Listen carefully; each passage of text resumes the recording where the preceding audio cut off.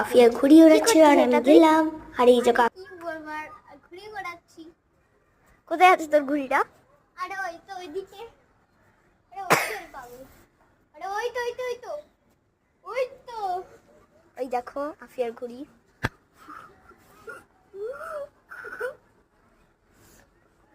আফিয়া ওড়াচ্ছে না মামা, এটা আমি আর এটা আফিয়া। এখানে শুধু আমার আফিয়ারই ভিডিও থাকে। হ্যাঁ, আরে এই একটা চ্যানেলে শুধু আমরা।